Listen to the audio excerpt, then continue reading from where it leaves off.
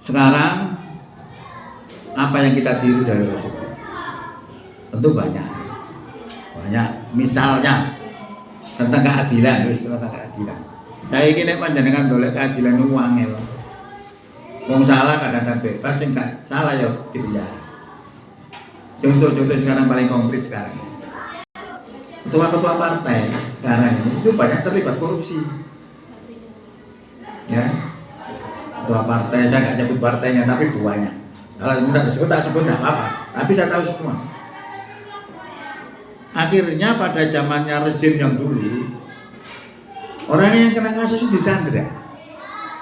Orang gelem manut aku, selamat, gak salah bono penjara. Akhirnya tidak mau penjara, akhirnya manut karena rezim yang dulu. Lalu kan sudah tidak adil. Sing salah berkeliaran. Tapi nek sing musuhnya rezim, gak ada yang menembel. Nah, ini bermasalah hukum langsung diciduk, diproses hukum, penjara selesai.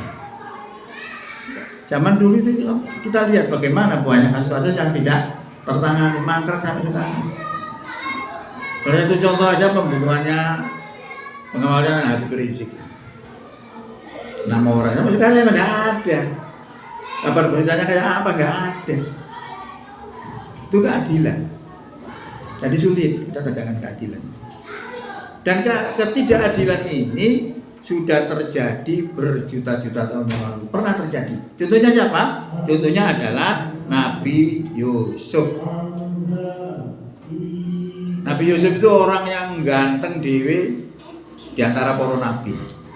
Mau jangan itu lihat Nabi Yusuf terpesona, tersihir. Ya. Makanya diceritakan dalam Quran itu karena istri raja itu kebimbang karo Nabi Yusuf, dilokno dinyak dan sebagainya. Lalu istrinya pembicara lain diundang terus disuguhi buah, terus disuruh makan, doncei. Barang Yusuf metu, terpesona dia tidak terasa yang doncei tadi tangani, dirisi tangannya gak kerosok, saking gantengnya. Ya.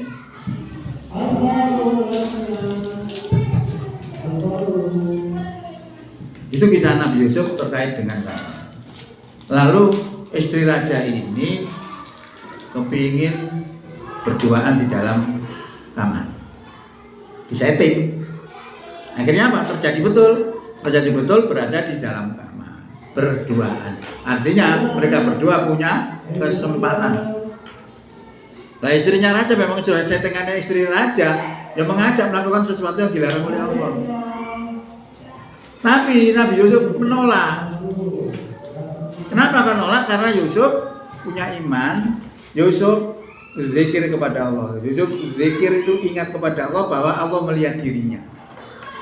Maka dia tidak mau melakukan itu dan dia lari. Lari diuber masing-masing doang. Akhirnya ketarik bagian belakang sampai suwek. Barang pintu dibuka oleh Yusuf, sing dihadapi ngarep pintu tadi sang raja. Mariono sing wedok ngomong, cara wong dengkuali ini. Iki lho Pak, Yusuf kurang ajar iki, kajange memperkosa aku. Kok diwalik. Ya. Akhirnya apa? Sidang. BAP diproses, sidang, akhirnya terbukti bahwa Yusuf tidak bersalah. Dengan bukti apa? Pengakuan dan alat bukti nyata bahwa Yusuf betul-betul lari dan ditarik sobek bagian belakang. Seandainya yang sobek bagian depan, berarti Yusuf memperkosa. Berarti Yusuf benar. Nah, setelah tahu kenyataan benar gono, seharusnya bebas. Tapi apa yang terjadi? Yusuf tetap dijebloskan ke dalam penjara. Gak adil. Kenapa kok seperti itu? Untuk menutupi aibnya kerajaan. Loh, dulu itu sudah seperti itu. Saya kira tahu apa teman. Ya, gak karu-karuan saya ini. Cawe-cawe ya pemancet aja. Lah bagaimana keadilan Rasulullah? Keadilan Rasulullah itu diucapkan dengan kata-katanya begini. Jadi Rasulullah dalam menegakkan keadilan itu tidak pandang bulu Apakah kasus itu menimpa orang lain atau menimpa keluarganya, termasuk menimpa anaknya, akan dieksekusi. Sehingga Rasulullah mengatakan, seandainya putriku Fatimah mencuri, umpama nyolong, la kotok tu yadaha, sungguh aku potong tangannya. Ini mau masih nyolong mana, tetap dipotong, karena menegakkan aturan.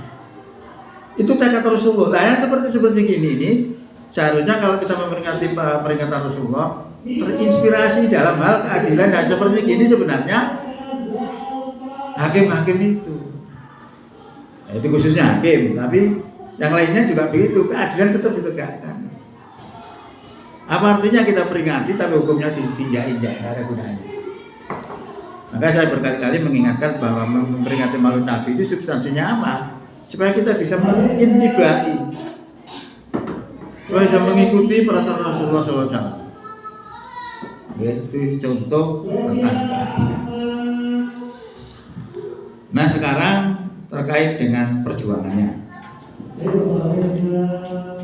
Perjuangannya itu luar biasa. Rasulullah itu sangat ulet dalam mendakwakan Islam ini, tidak takut resiko walaupun ancaman bunuh kepada dia. Nah, Rasulullah itu padahal mendakwakan apa? Cuma Islam aja. Islam itu kedamaian. Tapi ternyata bisa berpengaruh di dalam perpolitikan orang-orang Quraisy. Coba kalau orang Quraisy. Akhirnya orang Quraisy mengadakan kesepakatan, coba misalnya Nabi Muhammad ini berhenti dari berdakwah. Nah, karena kondisi seperti itu akhirnya diputuskan kurang lebih Muhammad harus dibunuh atau dikasih iming-iming harta, wanita, takhta, dan seterusnya. Nah, kalau kita ditawarin ngono sama akeh, wis gimana?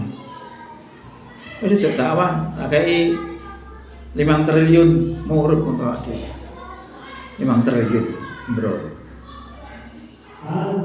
Apa jawab Rasulullah? Dia bilang, seandainya kamu bisa meletakkan matahari di tangan kananku dan bulan di tangan kiriku, saya tidak akan berhenti untuk berdakwah sampai Islam harus dimenangkan atau saya harus binasa karenanya. Luar biasa. Makanya ketika terjadi seperti itu, lalu Allah perintahkan untuk berhijrah. Berhijrah gak sedikit ya, dari Mekah ke Madinah itu berapa kilo? 500 kilo. Kendaraannya ya untuk pelantung. Sing duwe kendaraan kan duwe kendaraan mlaku. 500 kilo. Akhirnya dikejar oleh orang-orang Quraisy. Lalu Rasulullah masuk ke dalam gua. Allah berikan pertolongan. Apa bentuk pertolongannya? Tiba-tiba pintu gua itu ada laba-laba yang membuat rumah di situ. Hingga mulutnya gua tadi tertutup oleh laba-laba, rumahnya laba-laba tadi. Lah logikanya, kalau di situ ada laba-laba membuat rumah, tidak ada orang masuk. Nah, kalau bolong-bolong berarti orang mlebu. Itu bentuk pertolongan Allah, sehingga musuh yang mengejar tadi tahu bahwa gua itu ada sarang laba-labanya. Disimpulkan bahwa tidak mungkin Muhammad itu masuk ke dalam situ. Selamat ya. Itu terkait dengan rame itu. Suruh diam dikit orang-orang. Oh, terus.